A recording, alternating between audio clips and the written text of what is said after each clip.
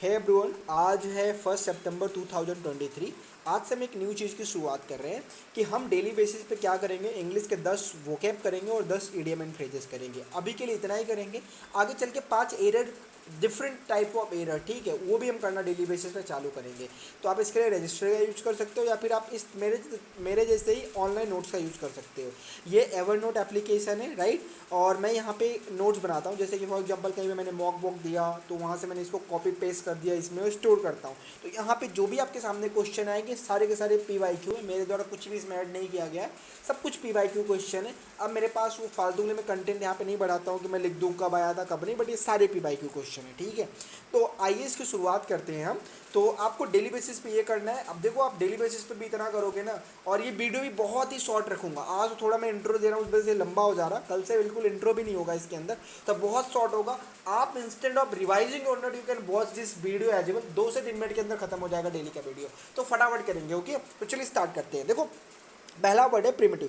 Primitive का मतलब होता है कोई स्टार्टिंग, मतलब एक स्टार्ट, बेसिक बेसिक एकदम से बेसिक। मतलब प्रिमिटिव बोलते हैं ना कि यार बहुत ही प्रिमिटिव टाइप का आदमी, मतलब यार बहुत ही पुराने जमाने का, या फिर स्टार्ट, जब कोई चीज़ स्टार्ट हुई थी तब उसका मतलब होता है प्रिमिटिव। अगला हो जाता है डिसग्रंटल। डिसग्रंटल का मतलब होता है कोई व्यक्ति जो एंग्री है या डिससेटिस्फाइड है, ठीक है, मतलब वो सेटिस्फाइड नहीं है। तो ऐसा व्यक्ति जो डिससेटिस्फाइड है या एंग्री है उसे डिसग्रंटल कहते हैं। तो इसी का अपोजिट क्या हो जाएगा, एंटोनियम। यार वो प्लीज्ड है, मतलब खुश है, बढ़िया है, सेटिस्फाइड है, तो प्लीज्ड हो जाएगा, राइट। अगला देखो, अनकैनी अगला वर्ड है। अनकैनी का मतलब क्या होता है? अनकैनी का मतलब देखो, अनकैनी वर्ड ही दिख रहा है कि कोई मिस्टीरियस सा है, स्ट्रेंज सा है, तो अनकैनी का मतलब स्ट्रेंज या मिस्टीरियस होता है। अगला प्रीपोस्टेरियस, ये मोस्ट इंपॉर्टेंट वर्ड है, आज का सबसे इंपॉर्टेंट वर्ड है प्रीपोस्टेरियस। याद रखना, रीजन मैं इसलिए बता रहा हूँ कि प्रीपोस्टेरियस की जो वर्ड है, इससे ना इसकी मीनिंग का पता नहीं चलता। जैसे प्रीपोस्टेरियस का मतलब क्या होता है, आउटरेजियस, मतलब थोड़ा गुस्सा वाला, एकदम से जो एंग्री हो जाता है, एकदम आउट ऑफ माइंड हो जाता है, वो ऐसा व्यक्ति। तो प्री पोस्टेरियस से ये चीज़ नहीं समझ में आती है, तो याद रखना, ये हमेशा याद कर लेना, इसको तो रट ही लो कि प्री पोस्टेरियस का मतलब होता है आउटरेजियस, ठीक है। आगे ड्रीमी। देखो ड्रीमी क्या होता है, ड्रीमी सिंपल सी बात है। अब देखो, ड्रीम देखते हो, ड्रीम अब जब देखते हो तो एकदम से क्लियर नहीं होता चीज़ें, ठीक है। हैजी हैजी सी पिक्चर देखती है, ये यूँ चीज़ें चल रही हो, जब आप सुबह उठते हो तो आप सोचते हो क्या क्या हुआ था, तो आपके दिमाग में कहीं ना कहीं वो थोड़ी बहुत क्लियर पिक्चर होती है, बट एकदम क्लियर नहीं होती। इसलिए ड्रीम का जो सिनोनियम हो जाएगा हैजी। एक और चीज़ आप बोलोगे कि मैं एंटोनियम नहीं करा रहा हूँ, सिर्फ सिनोनियम करा रहा हूँ। देखो यार, आप बहुत सारे जब सिनोनियम ही कर लोगे ना तो आप एंटोनियम इजीली कर लेते हो, क्योंकि एंटोनियम क्या होता है, उसी का अपोजिट होता है। जब आप सिनोनियम एंटोनियम दोनों एक साथ करते हो तो सिवाय कंफ्यूजन के कुछ नहीं होता है। आप कंफ्यूज होते हो कि इसका एंटोनियम होगा क्या, इसका सिनोनियम होगा, कंफ्यूजन के अलावा कुछ नहीं मिलता। इसीलिए मेरा तो यही होता है कि सिर्फ और सिर्फ सिनोनियम पढ़ो, वोकैब पढ़ो, एंटोनियम खुद में खुद हो जाएगा। तो एंटोनियम के लिए कोई एफर्ट नहीं डालने की जरूरत है। अगला है फ्लैसी। फ्लैसी का मतलब होता है बोल्ड। जो व्यक्ति बहुत ही ज़्यादा बोल्ड होता है, बहुत ही ज़्यादा स्ट्रेट फॉरवर्ड होता है, बहुत ज़्यादा बोल सकते हो, एकदम सोचता नहीं, एकदम सीधे जो भी होता है बोल देता है, उसे बोलते हैं फ्लैसी। अगला सबटेल। सबटेल का मतलब क्या होता है, तो जो बहुत ही ज़्यादा प्रिसाइज या डिफिकल्ट होती है टू एनालाइज और डिस्क्राइब, उसे हम बोलते हैं सबटेल। ऐसी चीज़ जो बहुत ही ज़्यादा डिफिकल्ट या प्रिसाइज होती है, मतलब सो डिलिकेट और precise as to be difficult to analyse और डिस्क्राइब, राइट। मतलब क्या हुआ कि ऐसी चीज़ जो बहुत ही ज़्यादा डिफिकल्ट है जिसे हम एनालाइज या डिस्क्राइब कर सके, उसे बोलते हैं अपन सबटेल।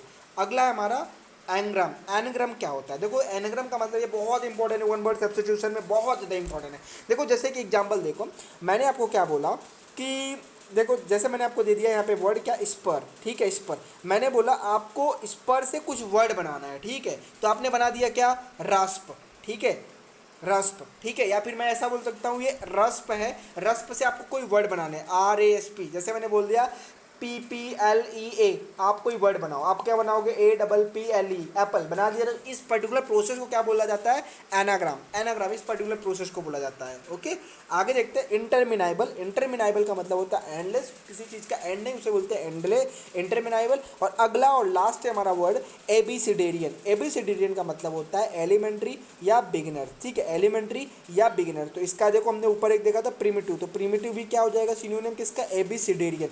एबीसीडेरियन का मतलब होता है कोई चीज़ एलिमेंट्री होती है या बिगिनर्स होती है। चलिए अब देखते हैं हम आज का इडियम्स। तो अब इडियम्स देखते हैं हम, इडियम्स क्या क्या हमारे इंपॉर्टेंस है। सबसे पहली बात देखो, हमारा जो पहला इडियम्स है now and again. Now and again का मतलब होता है ओकेशनली। जो चीज़ वोकेशनली होती है उसे हम बोलते हैं नाउ एंड अगेन, ठीक है। तो कोई चीज़ ओकेशनली होती है तो नाउ एंड अगेन मतलब हो जाता है। To have an itching palm. Itching palm का मतलब क्या होता है, देखो क्या इचिंग पाम से क्या मतलब, यार खुजली ये इसका मतलब है, मतलब पाम मतलब क्या होता है आपकी हथेली। तो इचिंग पाम का मतलब होता है ऐसे व्यक्ति जो मनी के लिए, जो पैसे के लिए बहुत ही लालची है, ठीक है। टू बी ग्रीडी, जैसे हम जो गवर्नमेंट ऑफिशियल्स होते हैं, मोस्ट ऑफ गवर्नमेंट ऑफिशियल कैसे होते हैं, उन्हें हम यही बोलते हैं ना यार ये इचिंग पाम इनका रहता है, मतलब ये बहुत ज़्यादा ग्रीडी टाइप के लोग होते हैं। आगे to beat a retreat, to beat a retreat का मतलब होता है टू लीव अ सिचुएशन, एक सिचुएशन को छोड़ देना। ये बहुत इंपॉर्टेंट है क्योंकि ये जो इसका इडियम है ना, इससे इसकी मीनिंग नहीं क्लियर हो रही है, ठीक है। तो याद रखना, टू बीट अ रिट्रीट का मतलब होता है टू लीव अ सिचुएशन, एक सिचुएशन को छोड़ देना। अगला left right and centre, left right centre का मतलब होता है happening in a lot of places और to a lot of people, ठीक है। लेफ्ट राइट एंड सेंटर का मतलब होता है happening in a lot of places और to a lot of people, मतलब बहुत ज़्यादा प्लेस, बहुत जगह पे प्ले, मतलब बहुत सारे प्लेसेस पे कुछ चीज़ें हो रही है, ठीक है। तो उसे हम क्या बोलते हैं, left right and centre. Hang in their का मतलब क्या होता है, हैंग इन देयर का मतलब होता है to persist in a difficult situation. देखो हैंग इन का मतलब क्या होता है, जैसे हैंग, मोबाइल में हैंग पड़ गई, ठीक है। तो मतलब हैंग का क्या मतलब, वो डिफिकल्ट प्रॉब्लम, मतलब किसी प्रॉब्लम में लटक गई, ऐसी चीज़ हो जाती है ना। तो हैंग इन देयर मतलब हो जाता है टू परसिस्ट, मतलब किसी डिफिकल्ट सिचुएशन में एकदम लटके रहो, रहो वहीं पर, ठीक है। आगे हो जाता है हैंग अराउंड, हैंग अराउंड का मतलब होता है टू मूव और डू थिंग्स स्लोली। मतलब क्या है कि कोई भी चीज़ या फिर मूव आप क्या करो, स्लोली करो, ठीक है। स्लोली मतलब जैसे आप कोई काम करो स्लोली करो, तो हैंग अराउंड, ठीक है। कहते हैं ना यार घूम फिर के आराम आराम से जो काम करते हैं उसे बोलते हैं हम हैंग अराउंड, ओके। आगे हैंग बैग, देखो तीनों यहाँ पे हैंग से रिलेटेड मैंने इडियम्स कराया है। तो हैंग बैग का मतलब क्या हो जाएगा, to be slow to do something often because of fear और having no confidence. Hang back देखो अभी क्या होता है, जैसे बहुत सारे गवर्नमेंट एस्पिरेंट क्या करते हैं कि बिकॉज ऑफ द फियर वो क्या बहुत सारे बैकअप प्लान बनाते जाते हैं और यार वो बैकअप प्लान के चक्कर में वो कभी सक्सीड हो ही नहीं पाते हैं।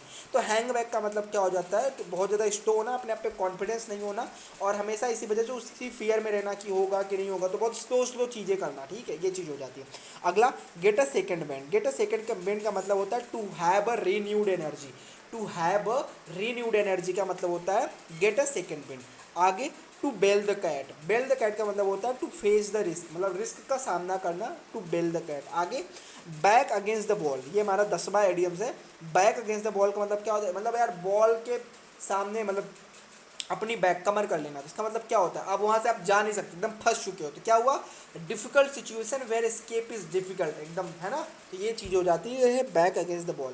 तो ये हमारा ये वीडियो खत्म होता है, हमने 10 वोकेब एंड 10 इडियम्स कर लिए। 7 मिनट हो गए लगभग, 8 मिनट के अंत तक वीडियो चली जाएगी, बट कल से ये लगभग मैं कोशिश करूंगा 6 मिनट के अंदर खत्म कर दूँ। 3 मिनट के अंदर 10 वर्ड्स एंड 3 मिनट के अंदर इडियम। देखो ज़्यादा एक्सप्लेनेशन मैं नहीं दे रहा हूँ क्योंकि यार वीडियो लंबा हो जाएगा, ठीक है। तो और यहाँ पे आपको बस रिलेट करनी है चीज़ें, इन चीज़ों को ना डेली डेली आप देखोगे, रिवाइज करोगे तो हो जाएगा। इसी के साथ वीडियो को खत्म करते हैं, धन्यवाद।